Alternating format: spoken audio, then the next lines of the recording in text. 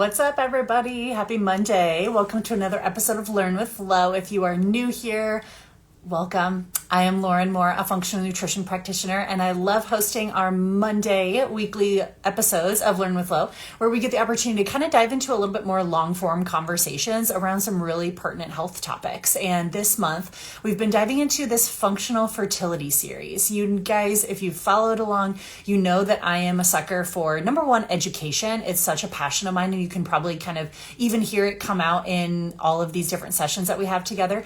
So love education, but I also love specifically diving into topics that pertain to filling in the gaps of really important healthcare education that I feel like individuals aren't getting access to. We're not getting the full picture. We're not getting told all of the details. We're definitely not getting told all of the options. And there is a huge lack of overall informed consent in our current healthcare system. And so these are things that I'm immensely passionate about, and I bring forth those in some of these educational topics, which means let's dive into some of the taboo topics. Let's dive into some of the biggest question marks that people have around their overall health and wellness, especially in women's health. And so this conversation around our functional fertility series is just that, right? So if you've missed any of the episodes so far, we've really dove into the first episode was outlining a lot of the differences between how conventional medicine views infertility versus how the lowdown methods and how my practice views infertility. I truly believe that infertility is not, or let me backtrack that sentence. I truly believe that unexplained infertility doesn't exist. It's actually just uninvestigated infertility, right? We know that there are so many more potential possibilities and answers to why couples are struggling than just a simple like, oh, you just have an IVF deficiency. It's like, no, that's not the only method to the madness. There's lots more avenues that we can explore outside of even just medically assisted infertility, although I'm not against that. I mean, you do you. I just think we need to have a very open conversation to where people can pick and choose what path does feel best for them. When people feel pigeonholed or pressured into thinking that medically assisted fertility interventions are their only option, that's where I have a passion point for, right? And that's where you're going to hear me speak out about it, because that's just not true. So then episode 2, we got to really dive into the specifics behind some of those different pathways as we talked about the differences between how conventional medicine or even functional medicine approaches things like egg and sperm quality.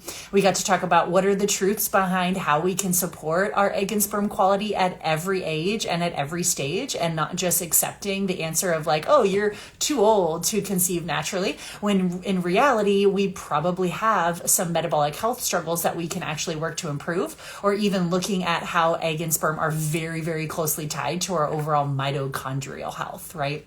So that leads us into our functional fertility episode number 3 today, where we're going to dive into another very passionate topic for me in this world of birth control, right? Zero judgments. I am not anti or pro birth control for anybody. I am purely pro education and pro informed consent for all women. So today we're going to talk about something that I don't think is talked about very freely, and that is a topic that I call the birth control hangover. A lot of the stuff that no one's talking about when it comes to post-pill fertility. And I say post-pill because obviously there's multiple different hormonal contraceptive interventions, right? It doesn't have to be the pill, right? Any of our hormonal contraceptive options, whether it's IUDs or Depo shots or implantable devices, like this all falls under birth control. And we have to recognize that although there may be some immediate benefits to the birth control interventions,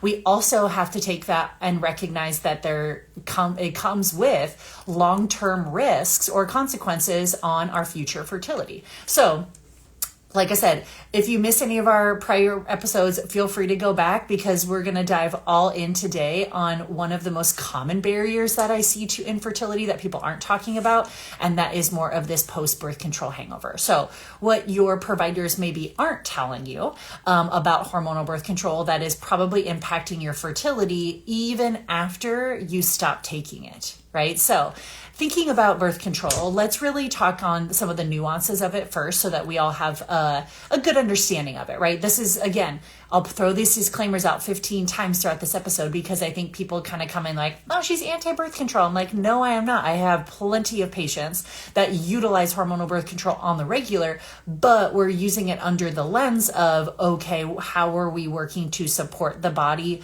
regardless of this being on the scene? Is this our only option to control our hormonal issues? No, it's not. So I just feel like so many people have been sold, especially women have been sold the idea that hormonal birth control is just this neutral entity, right? Or even that it's this like positive entity when it comes to your fertility, and that when you just like come off the pill, you can just get pregnant whenever you want, right? Come off and you'll just be ready to rock and roll. And I've even heard some practitioners tell their patients that the birth control is preserving their fertility and it gives your ovaries a break, but that's just really not true, right? What's happening under the surface is all of our hormonal birth control, it shuts down our natural hormone production. So it flatlines those hormones, and any hormones that you're now being given are synthetic hormones coming from that hormonal birth control, which again, totally does its job. It shuts off ovulation. The brain and ovaries are no longer talking to each other in that regard. We're not getting ovulation. Therefore, we reduce / pretty much eliminate our chances of being pregnant, right? So it works very, very well. But your brain and ovaries, we have to realize that when you're using hormonal birth control, they're like normally in constant communication through what we call the hypothalamus pituitary ovarian axis. Okay, so hypothalamus and the pituitary are two different areas of the brain that communicate then out to the ovaries. So this HPO axis is a system that allows your body to produce estrogen. It builds up the uterine lining. It allows us to ovulate. We create progesterone. All of this happens in a very predictable monthly rhythm. It's foundational and it's like a very real, true ovulatory cycle. Now, when you are on hormonal birth control, what happens instead? That entire axis gets suppressed, okay? The brain stops sending hormonal signals to the ovaries because it senses these synthetic hormones that are already present, right? So that means that when you're using hormonal birth control, you're not ovulating, right? So even if you are getting a period, that is not a period. That is actually what we call a withdrawal bleed. You're just withdrawing the synthetic hormones for that week and you have a bleed and then you go back on the synthetic hormones. So it is not a real period. You are not regulating your hormones in any way. You are not preserving your fertility utilizing something like hormonal birth control. You're not ovulating, right? So it means that you're not producing your own estrogen and progesterone. And so you're not having a real menstrual cycle. I just think that there's this funny little dichotomy that, again, it's okay that we just talk about it in that way. I'm like, why do we have to like beat around the bush and pretend that like, oh my gosh, all women should, be on birth control. It's great. It regulates your hormones. I'm like, that's not regulating your hormones, right? Or I can't tell you how many women are coming and I ask, it's like, oh, how are your menstrual cycles? And they're like, oh yeah, I have a consistent menstrual cycle every month. I'm like, but I thought you were on birth control. They're like, yeah, and I have a menstrual cycle every month. I'm like, you're not having a menstrual cycle. Like who am I the first one that's telling them that like you're not actually having a menstrual cycle? What you're having is a withdrawal bleed, which is just a drop in the synthetic hormones that you're giving your body during that placebo week. Like that's not the result of ovulation and that's not the result of your own hormone production, right? It's an artificial bleed that just mimics a cycle. It's not any sign whatsoever towards your overall health or your overall fertility. And that's where I have a problem, is because women are not being told this. Women are not being taught this, especially from a very young age. You can think about how young a lot of our females in their teens or early 20s are utilizing hormonal birth control. And it's like, that's great. That's fine. Like you do you, boo. Like it doesn't matter to me, especially if you're using it for like contraceptive purposes. Hey, it's an option out there. Thank you, conventional medicine. We love it. But our practitioners sitting in that office and having a conversation with a teen or a 20-year-old and letting them know the pros and the cons. Hey, the pros are, if you're having debilitating menstrual cycle symptoms, this will shut off all of your debilitating menstrual cycle symptoms. But the cons are that we're literally suppressing all of those hormones, but we're not fixing anything at the root cause. So when you're in your 20s or your 30s or your 40s and you have any goals of fertility at all, and you try to come off of this hormonal birth control, your body's going to be severely depleted, and your body is also going to have to relearn how to ovulate all over again. And it could be a while before you're able to conceive or conceive naturally at all. Where's that conversation happening? Then that teen or that gal in her early 20s, she can weigh the pros and the cons and be like, you know what? Right now in my season of life, I fully hear you. I'll take that risk and I'll take the birth control. I'm like, cool. Just wanted to make sure that there was a conversation so that you can decide what's best for you. Okay. That's where I have a problem, is that we're lulled into this false sense of reality, especially at these very young ages of our teens and our 20s, that are irregular cycles. Like, oh my gosh, those are just bad. We can just shut those right off. And that not having a period is like somehow like, ooh, wouldn't that be so nice? Isn't that so convenient to like just not have a period? You don't need a period. Like, we'll worry about that when you want to have kids. The amount of times I have heard these exact sentences come out of practitioner's mouth or come out of my patient's mouth that was told to them from a practitioner, I'm like, none of that is true.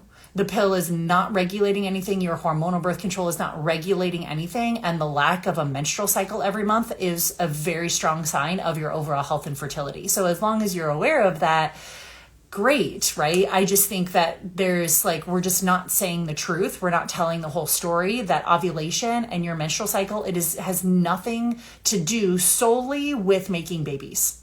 Right? It really just doesn't.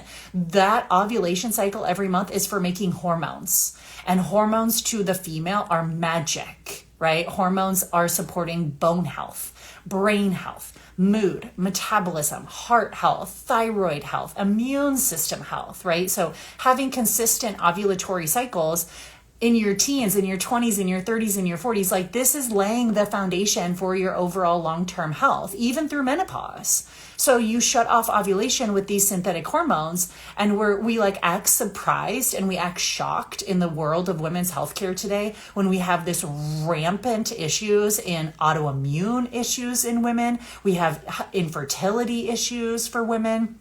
We have hormonal chaos happening in perimenopause and menopause. It's like, this is a vital sign of health. And it's like, sure, we can talk about overall like conception because that's a whole nother beast, but I just want to make sure that we're all on the same page about the power of ovulation, and the power of natural menstrual cycles go far beyond fertility concerns. I quite frankly don't care whether you want to get pregnant tomorrow or never. It's like, I still have the same emphasis on ovulation and hormonal cycles for women because that is such a magic for all systems across the board. Okay.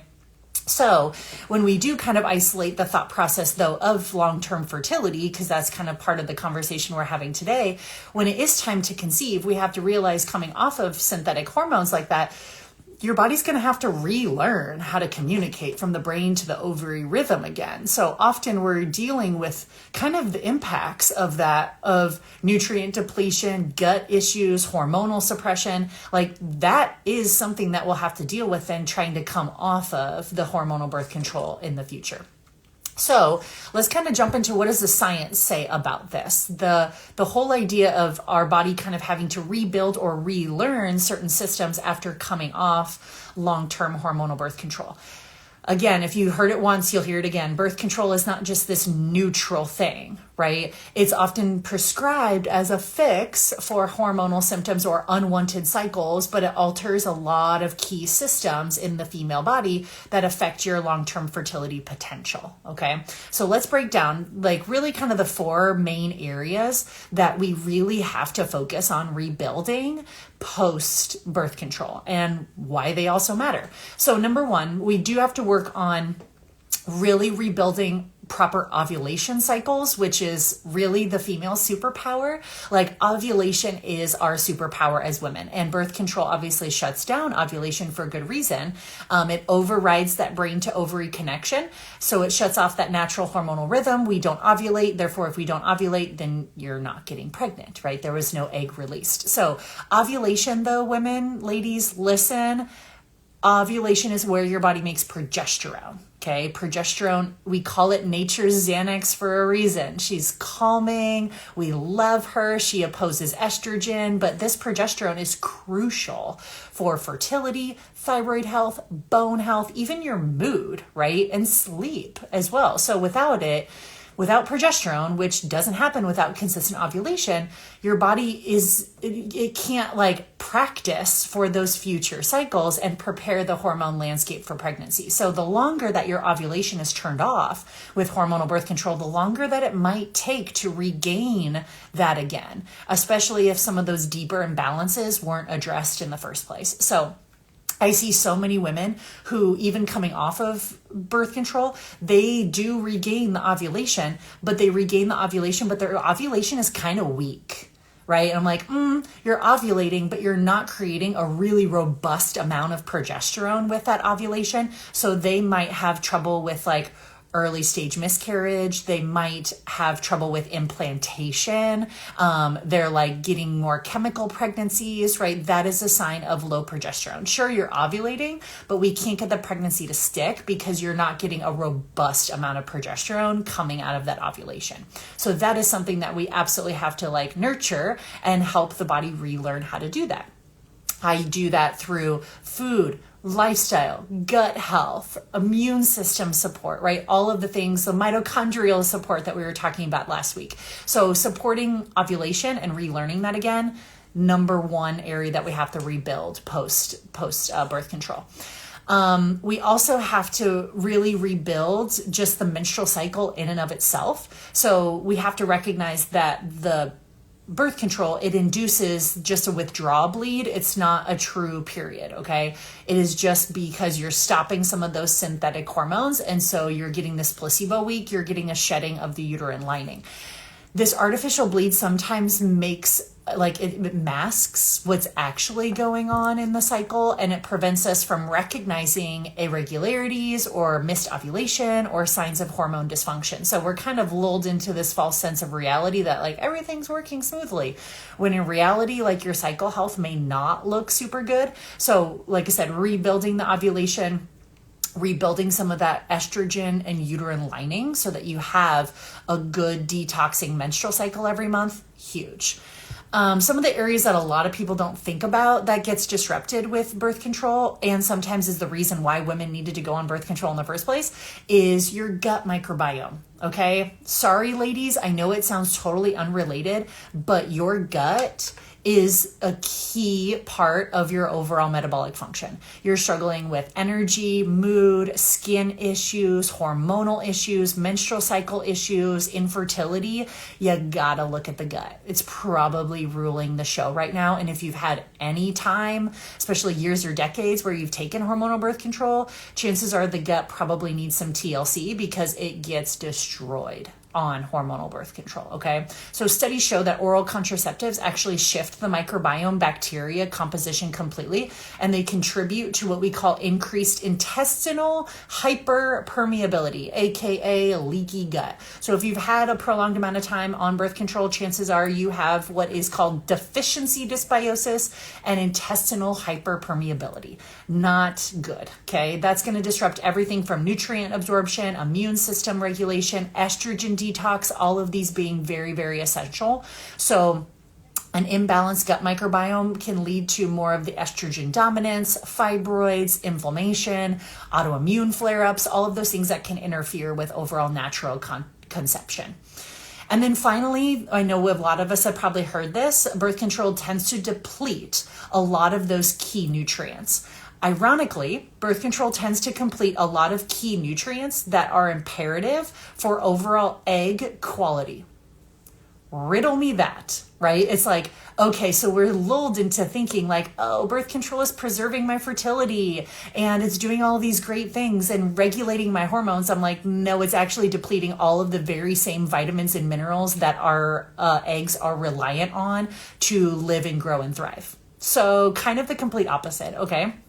Especially B vitamins, B6, B12, folate, magnesium, selenium, zinc, antioxidants like vitamin C, vitamin E, CoQ10. If you were with us last week, we talked all about these and how they are so imperative for egg quality, for sperm quality. These are not just nice to have.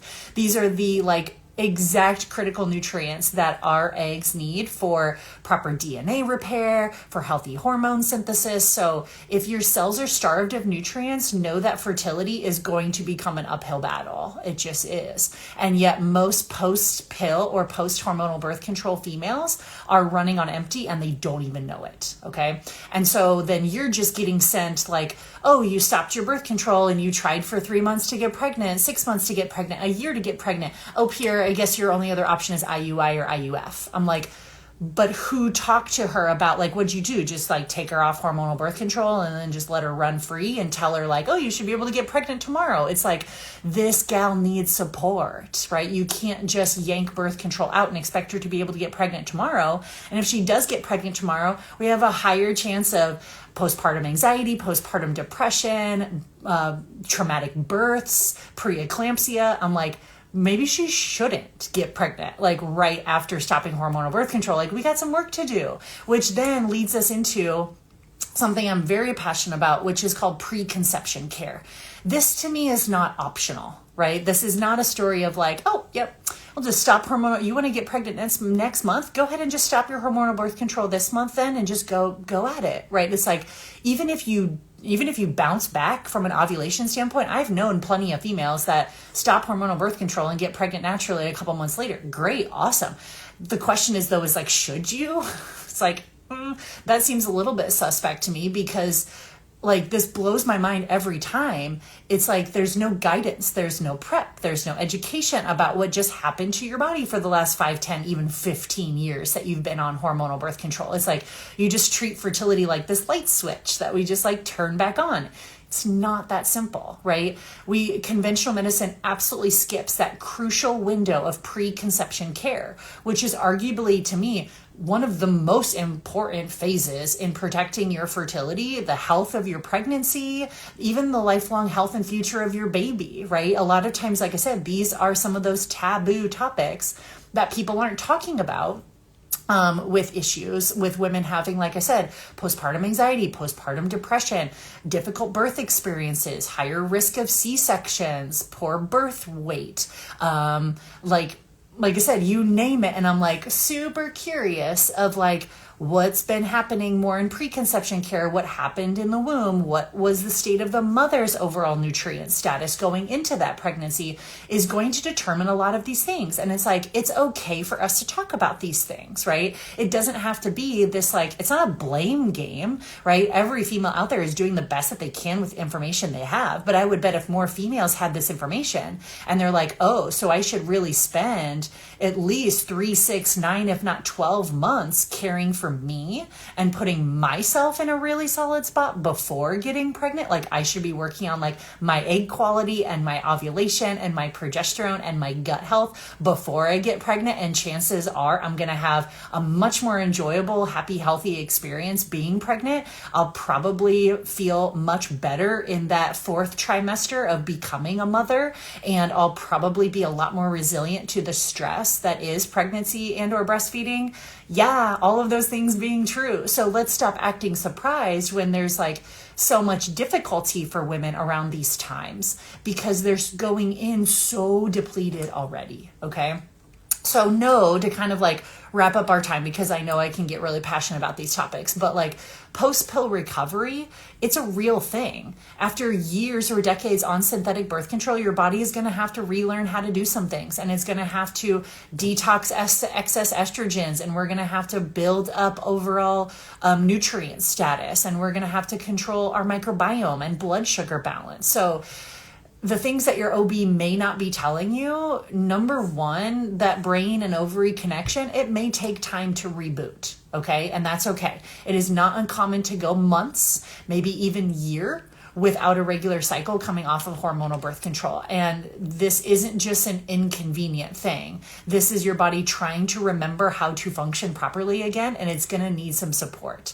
So you may have a bleed, but that doesn't mean that you're ovulating. And without ovulating, pregnancy sure isn't happening. And without ovulation, we're not getting the rise in progesterone. So I really have to, like I said, help teach females to learn how to track basal body temperature, track things like cervical mucus, track cycle patterns, and really start to nourish that brain ovary connection again. That is part of our treatment plan for preconception and post-pill support as well too. And then we are going to have to think about these nutrients that we've been talking about. All of the same nutrients that are depleted by hormonal birth control are the exact same nutrients that our body needs to properly ovulate and create a really healthy egg.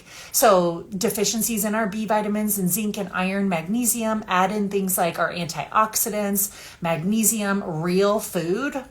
What an idea, to support things like egg health and even sperm health for overall cellular energy as well. And then not only is that good food coming in, but we're also probably going to need to address some gut imbalances, because all of the beautiful food or all the beautiful supplements and prenatal vitamins can be coming in.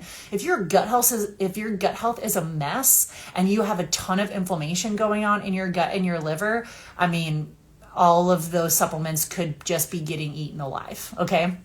So you can't bounce back to a fertile state if your body is dealing with systemic stress, and those layers need to be addressed before the body will perceive that it's safe enough to support new life. So using functional testing like my Renew Your Gut program will work on things like digestion, inflammation, food sensitivities, microbiome restoration. So many times I have females come to me and they're like, you know, these might be their goals over the course of the next 3, 6, 9, 12 months, or they've already been struggling with infertility for 12 months. The first thing, aside from blood work, the first thing I have them do, I'm like, Renew Your Gut program.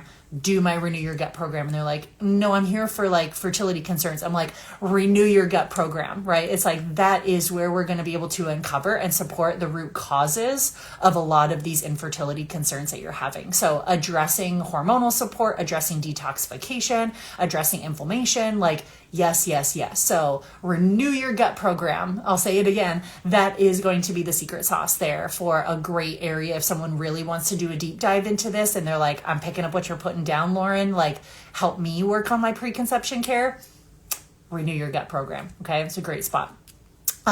Research has shown that women who do conceive within 0 to 3 months of post-pill have a higher risk of miscarriage and a higher risk of poor pregnancy outcomes. I do not say that as a scare tactic. I do not say that as a judgment tactic on anybody. I'm just being informative. Okay.